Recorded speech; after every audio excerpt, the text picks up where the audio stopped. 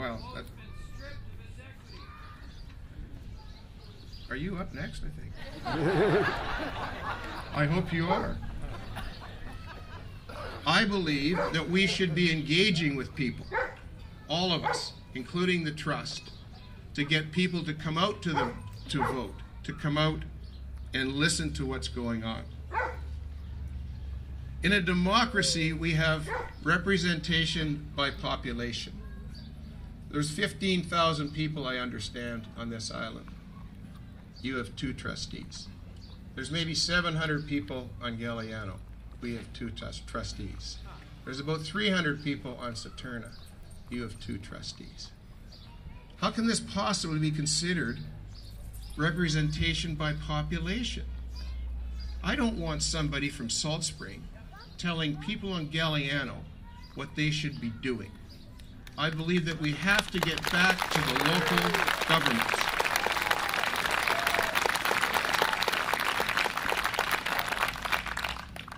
This does not necessarily mean an end for the Island Trust.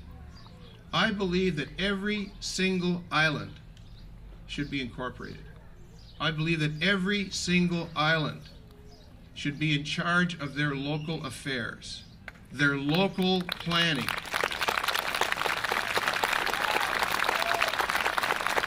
Their local development. And the Islands Trust, much like what used to be the Greater Vancouver Regional District, could be the overseer of that, where you have representation on the Islands Trust, again, based on your population. So Saturna might have 1 vote, and Galliano might have 2, and Salt Spring might have 10. And these decisions that they make are the overarching ones. What do we do about our ferry service? Water, the basic tenets of life. How do we deal with that so that everybody is equal and everybody is treated in a democratic way? I know there's a big thing, it's going to be the cost of incorporating.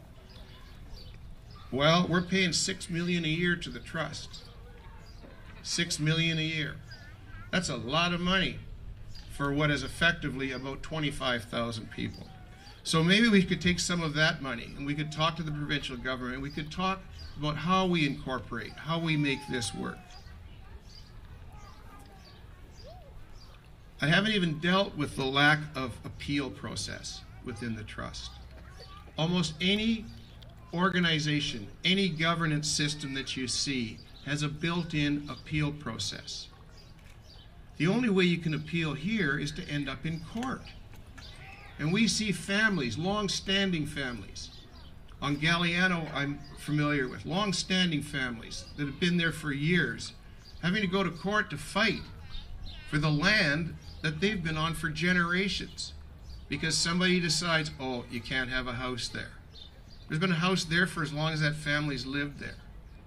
We have another person on the island, well, you've got to move all of your equipment off your land. He's got 10 acres of land. I didn't even know he had equipment there. It's been there for years. No, you've got to get rid of that. I believe that the Island Trust has worked well in many areas. I really do. And I think over the years at the start, I think there was a sense of democracy and a sense of leading communities. But we've run into a situation where the trust has become bigger than we are. The trust has become bigger than the act. The trust is deciding what we can and we can't do without having any representation from us. And that's wrong. I think that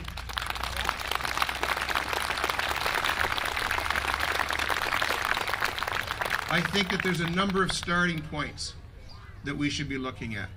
I believe that the government should review the Islands Trust Act. Now, I read in the paper, and I always believe what's in the paper, that it was last reviewed in 1988. I think it's time for it to be reviewed again. We as citizens here have to get involved. We have to make sure that our neighbors and our friends who live on the islands get off their tush and vote. We have to put up people to run who believe in the same things that we do. And somebody said that we are the silent minority. I don't believe that. I believe we're the silent majority.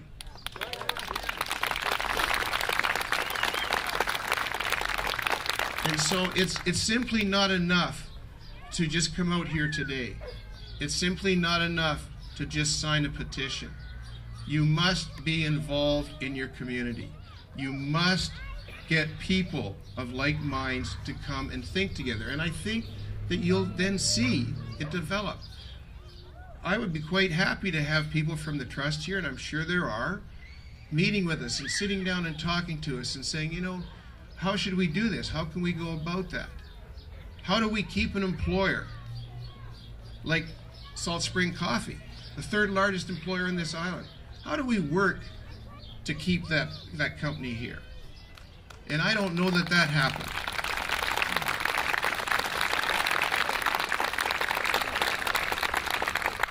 If we remain silent, then we've accepted the status quo. If we don't get involved, then we get exactly what we deserve. And as I said in Vancouver, if you don't vote, don't bitch to me. This is a start. This is a start. But I'll tell you, I've been at lots of things where this was a start, and then everybody went home and felt really good that we all got together, and then it died. Don't let this happen here. Thank you very much. Mine simply is that after 35 years, this act needs to be reviewed, and we need to decide, you know, where is it going to take us? Where is it leading us? How do we come to grips with population, and how do we, you know, have people come here and live in a sustainable manner? I was the cameraman that got tossed from the trust meeting. Well, I think that my answer to that is you know what, if you're uncomfortable, then maybe you should be someplace else, because if you don't have the conviction of your views and you're speaking in a public place. I don't believe in shutting down any meeting. Every city council meeting in Vancouver is televised. Committee meetings. I said, I don't, you know, that's a cop-out. That's so undemocratic. I mean, I'd like to see some sort of low bureaucracy, high involvement by the populace, self-government. Nobody, you know, when I say incorporate, nobody says you have to set up a huge bureaucracy. There's X number of people. The bureaucracy, in fact, is already in place for the most part. Okay, fire, police. Those are your biggies. Those are the big, you know. And so, what do you need from there? You need somebody who you need a committee for development. And most of that's done by public consultation. How do we go about this? What should it be? And then recommendations are made. It doesn't have to be a big bureaucratic mess. I mean, the trust spends $6 million a year. You know, I haven't been able to break that down as to, you know, what's the administration cost? How many people do we have here, and what are they doing? I think that the local level is where it's the most important. And so if some, you know, Salt Spring Coffee, that should be public hearing. But, you know, even then, I mean, they have a public hearing on Main Island. There's 109 people there. 9 are against allowing the organic store to go into an old C2 garage. 100 are for. I mean, that's pretty powerful on a small island like that. And the trustees turn it down.